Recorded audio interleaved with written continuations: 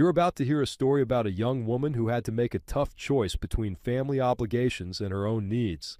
Trust me, you don't want to miss how it unfolds. And if you enjoy these kinds of stories, make sure to subscribe. I, 17F, have two younger siblings, 8M and 5F. My parents recently dropped a bombshell on me. They're planning a month-long trip abroad and expect me to babysit my siblings full-time while they're gone. No discussion, no asking if I was okay with it, just, you'll be in charge. At first, I thought they were joking. A whole month? I have school, extracurriculars, a part-time job, and, a life. But they were dead serious.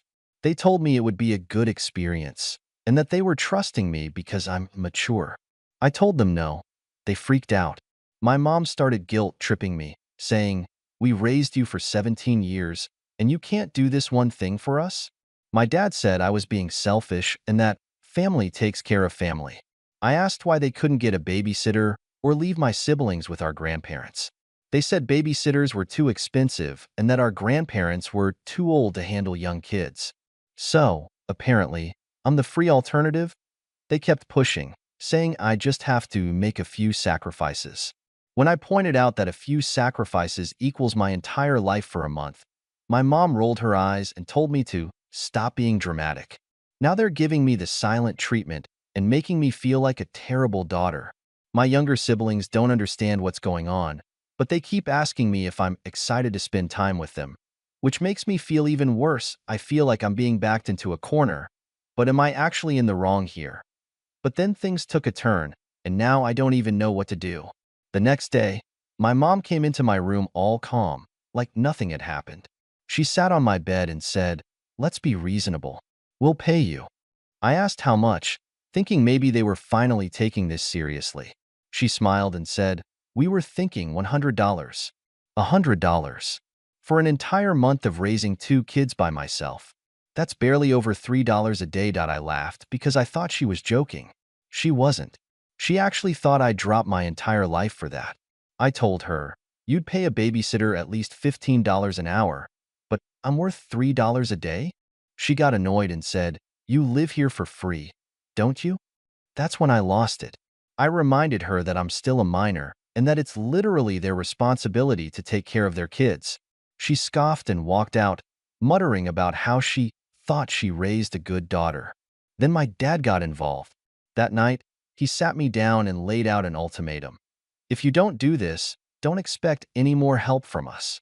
No rides, no allowance, no paying for your phone." I was shocked. They were basically threatening me into doing it.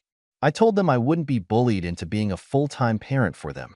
He just shook his head and said, "You'll regret this when we're gone." And guess what? They actually booked the tickets anyway, checked my mom's email when she left it open on the computer, and their flights are confirmed for next week. They're acting like I already said yes. I don't even know what to do now. Do I try to stand my ground? Do I warn someone? Because if they actually leave, I'll be stuck in a situation I never agreed to. But then I found out something that made this so much worse. A couple of days later, I overheard my mom on the phone with her friend. I wasn't eavesdropping on purpose. I had just walked past her room when I heard her say my name. "Yeah, she's being difficult about it. But don't worry. Once we're gone, she won't have a choice." I froze. They were seriously planning to just leave me here with the kids, whether I agreed or not. No backup plan, no safety net, just assuming that once they were on that plane, I'd be forced to step up. I felt sick that I knew I had to do something. So I called my aunt, my dad's sister. She's the only reasonable adult in the family, and I told her everything. How they were trying to force me into this, how they were literally planning to abandon their kids here, how I had no idea what to do. She was furious. She told me that what they were doing was completely irresponsible and even borderline illegal. She said if they actually left me alone with my siblings, that could be considered child abandonment and CPS would get involved. That scared me because I hadn't even thought about that before. But at the same time, it made me feel validated. Like I wasn't just being selfish, I was being put in an impossible situation. Then she said something that changed everything. "Pack a bag. If they try to leave, you come stay with me." And now, I actually have an escape plan. But the question is, do I tell my parents or just leave and let them deal with the consequences? I decided to keep quiet. If I told my parents about my plan, they'd just find a way to guilt trip or trap me. So I started secretly packing, just the essentials, enough to last me a few weeks at my aunt's place. Meanwhile, my parents were acting like everything was fine. They even started being extra nice to me, probably thinking that if they buttered me up enough, I'd just go along with it. My mom made my favorite dinner one night and said, "See, it won't be so bad. You'll get to bond with your siblings." I wanted to scream. Then, 2 nights before their flight, my dad pulled me aside and gave me a list of instructions. Times to wake the kids up, what to cook for them, their bedtime routine. He even included emergency numbers, which was basically just a list of his friends. I stared at him and said, "So you're really going to do this? Just leave us here and hope for the best?" He looked annoyed and said, "You're acting like we're leaving you in the woods. You're 17. You'll be fine." That's when I snapped and I laughed in his face and said, "Good luck with that." I walked away before he could respond, and that was the moment I knew for sure I was leaving. The night before their flight, I waited until everyone was asleep, grabbed my bag, and left for my aunt's house.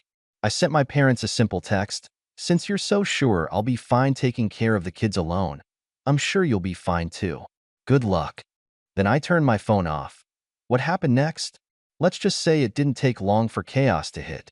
The next morning, I woke up to a flood of texts and missed calls from my parents. I'd left my phone on silent, so I didn't see any of them until around noon. My mom's texts were filled with panic and anger, while my dad's were more like empty threats. They were both furious, accusing me of abandoning my siblings and breaking their trust. I didn't reply right away. I needed time to process what I had done, but part of me felt relieved, like I had finally taken control of my life. My aunt made me breakfast, and I spent the day with her, enjoying a sense of freedom I hadn't felt in weeks. But of course, that was short-lived. By that afternoon, I couldn't ignore it anymore. My mom's calls kept coming in, each one more desperate than the last. She was worried about my siblings, saying they were asking for me and didn't understand why I wasn't there. That's when the guilt started creeping in. I never wanted to hurt my siblings. They were just caught in the middle of all this. But I couldn't let that stop me from standing up for myself. I finally decided to respond, but I didn't give them the satisfaction of apologizing. Instead, I said, "You made it clear that this wasn't a choice for me, so I'm making one for myself. I'm staying with Aunt Katie. Please figure it out with the kids. I'm not coming back." The silence on the other end was almost deafening. My mom tried calling me back, but I couldn't bring myself to answer. I was too scared of what she might say, or worse, what she might do. A couple of hours later, I got a message from my aunt. Apparently, my dad had shown up at her house looking for me. He was demanding I return home, but my aunt stood her ground and told him she wasn't letting me go back until we had a serious conversation about the whole situation. She told him that what they were doing was unacceptable, and that if they tried to leave me in charge of my siblings without my consent, she would have no choice but to get child services involved. I knew my dad was furious, but hearing that my aunt was ready to stand up for me made me feel like I wasn't as alone as I had thought. Still, I could tell my parents were getting desperate. That night, my mom sent me a long, emotional text. It was filled with guilt. She said things like, "How could you do this to us?" And, "We've always been there for you. And this is how you repay us?" It hurt, but I knew I couldn't back down. I hadn't just been disrespecting them. I had been forced into an impossible situation, and they were now treating me like I had no right to set boundaries. The next day, they showed up at my aunt's house unannounced. My dad was at the door, demanding to speak with me. He looked furious, but there was also something else in his eyes, fear. He kept saying, "This is going to hurt the family. This is going to ruin everything." My aunt was firm, but kind. She told him that they had no right to put me in this position, and that if they were serious about this family trust thing, they needed to start respecting my autonomy. My dad didn't take that well. He said, "We're the parents, and you're the kid. You don't get to make decisions for this family." I stood in the hallway, watching the whole exchange, my heart racing. For the first time, I felt like I was really standing up for myself. This wasn't just about babysitting. It was about being treated like a person with rights. I wasn't just a babysitter on demand, and I wasn't going to be used as a free labor force. But at the same time, seeing my dad so upset tore at me. I couldn't help but wonder if I was making a huge mistake. My aunt turned to me after the conversation, sensing my hesitation, and said, "You've done nothing wrong. You've been forced into this, and now they need to see the consequences of their actions." That's when I realized she was right. They had pushed me to this point, and now it was time for them to deal with it. But things didn't end there. My parents weren't ready to give up on me just yet. Over the next few days, they tried everything, from calling my aunt's house nonstop to sending me guilt-filled messages. My dad even tried apologizing, a bit too late, if you ask me. He said he didn't mean for things to get this out of hand, and that he was sorry for not listening to me sooner. But it felt more like damage control than a real apology. I couldn't help but feel conflicted. Did I want to forgive them? Of course. But they had crossed a line, and I wasn't going to pretend like everything was okay just because they apologized. I needed them to show that they respected me as more than just a free babysitter. That's when I got a call from my mom that completely caught me off guard. She said, "We'll cancel the trip." She was serious. She told me they weren't going to go if I didn't agree to come back home. I was speechless. They were actually willing to cancel their trip because they couldn't get me to come back. That's when I realized how badly they had been taking me for granted all this time. They were willing to cancel something important to them just to maintain control over me. And then they made one final move.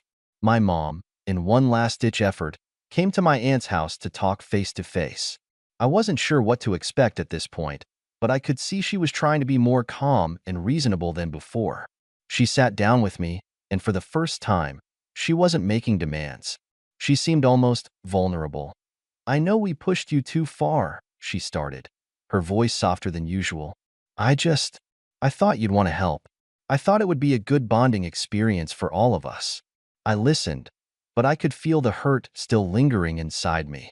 I had been treated like I had no choice in the matter. She was asking for forgiveness, but it felt more like a last-minute attempt to fix things before they got even worse. I was struggling to decide if I should give in or stick to my guns. I told her exactly how I felt. "It's not about bonding.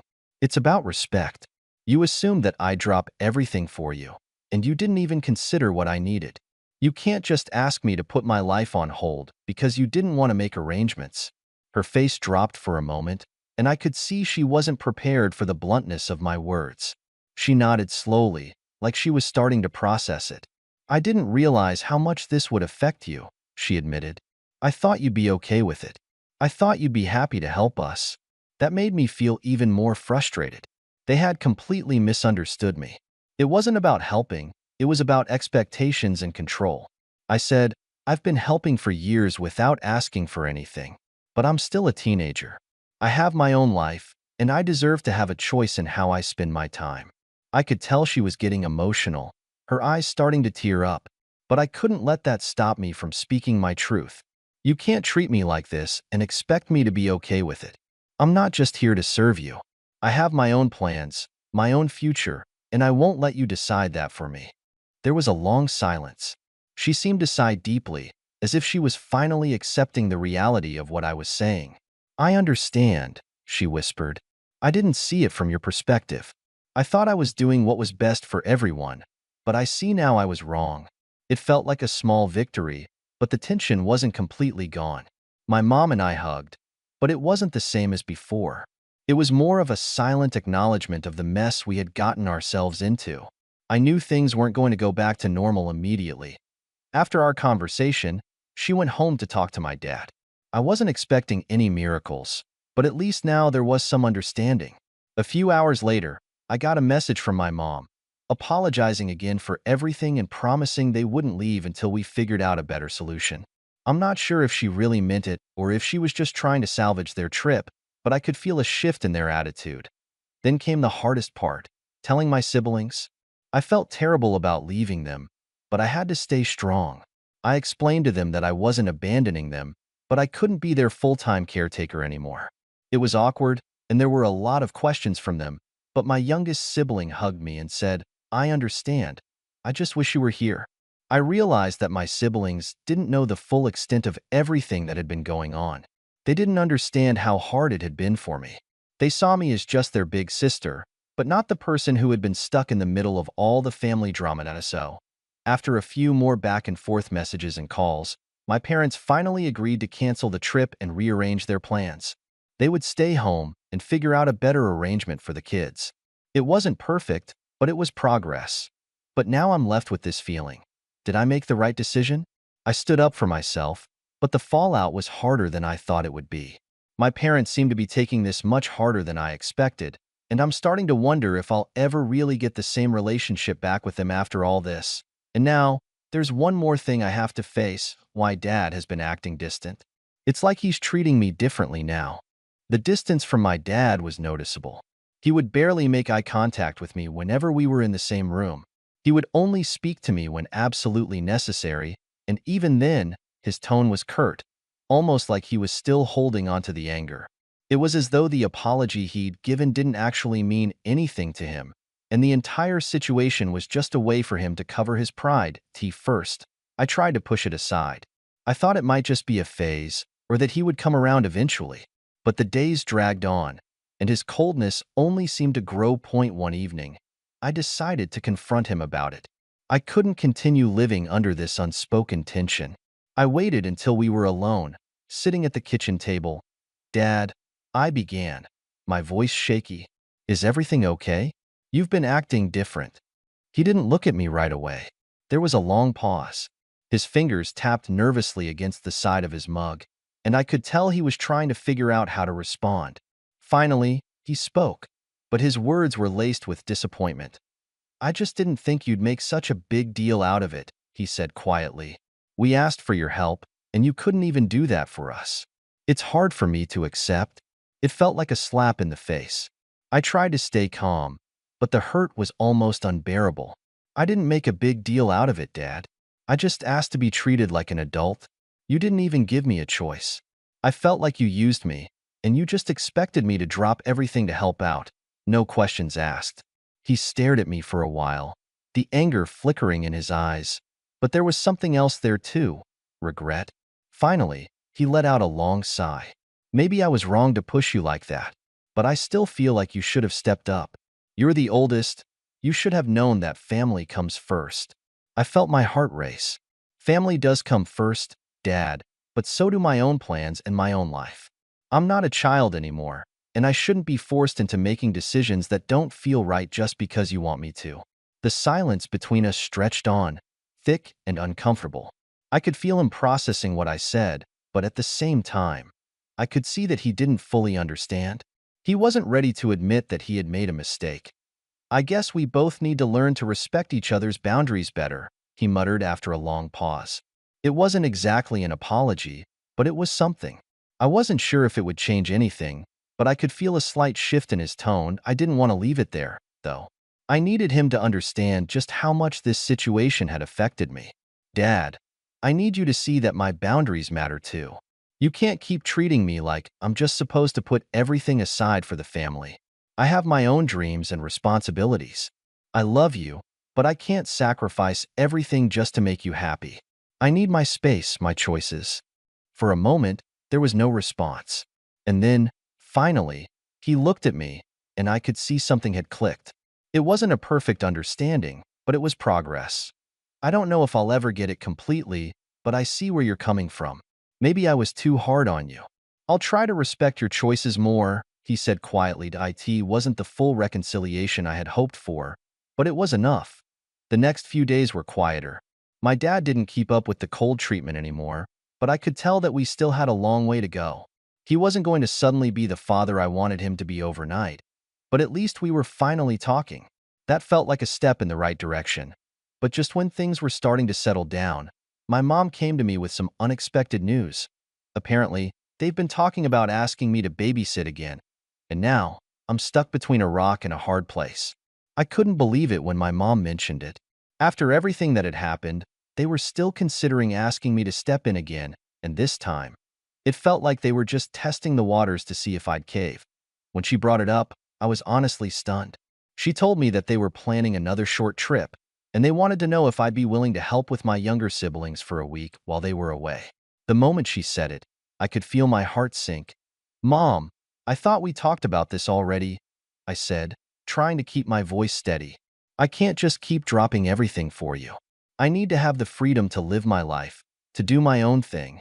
She didn't look upset this time, but I could see the hope in her eyes, the kind of hope that made me feel guilty for even thinking about saying no again.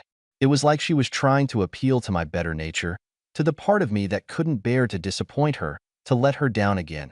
"I know, sweetie, I know," she said softly, "but this is really important to us. It's just for a few days. You can handle it, right? You're the best person for the job." I felt the pressure mounting. It was the same thing all over again. The subtle guilt tripping, the expectation that I would be the one to sacrifice. But this time, I couldn't just go along with it. I knew better now. "Mom, I can't keep doing this," I said firmly. "I understand that you need help, but it's not fair to expect me to put my life on hold every time. I'm not your backup plan. I have my own life, my own goals, and I can't keep prioritizing everything for you." There was a long silence. Her face fell, and for a brief moment, I thought she might cry again, but this time, I stood my ground and I had to. "But what about the kids?" she asked quietly, her voice tinged with worry. "They really need you. They don't understand why you're pulling away." I sighed. "I'm not pulling away, Mom. I love them, but I can't be their full-time babysitter anymore. It's not healthy for me, and it's not fair to them either. They need to learn that they can't just rely on me all the time. You need to find another way, and I can't keep being the one to solve everything." She nodded slowly, but I could see the conflict in her eyes. I wasn't sure if she was fully understanding yet, or if she was just trying to make me feel better. "I get it. I really do," she said, her voice softer now, but with an edge of sadness. "I'll talk to your dad again and see what we can work out." I know it's not easy. I hoped she was truly listening this time, but I couldn't shake the feeling that this was far from over. The guilt still lingered, and part of me felt like I was failing my parents in some way by not just stepping in. But the other part of me, the stronger part, knew that I was doing the right thing. I had to keep pushing for my independence, even if it meant facing some uncomfortable conversations. Later that evening, I received a text from my dad. It was short and to the point. "We'll find someone else to help out this time. We understand your decision." I wasn't sure how I felt about it. I was relieved, yes, but also a little uncertain. Was this really the end of the conversation? Or would they come back to me again the next time they needed help? A few days passed after the conversation, and things between my parents and me seemed to settle down. They didn't bring up the babysitting request again, which was a relief. The tension didn't completely disappear, but at least it was manageable. I didn't feel like I was under constant pressure to drop everything for them, and for the first time in a while, I could breathe a little easier. However, the guilt didn't go away completely. Every now and then, I would catch a glimpse of my mom looking at me with a sort of quiet disappointment, and I'd wonder if I had done the right thing. There were moments when I felt like I might have hurt them by saying no, but then I reminded myself that I had to do what was best for me, even if it meant disappointing them in the short term. A couple of weeks later, my mom called me.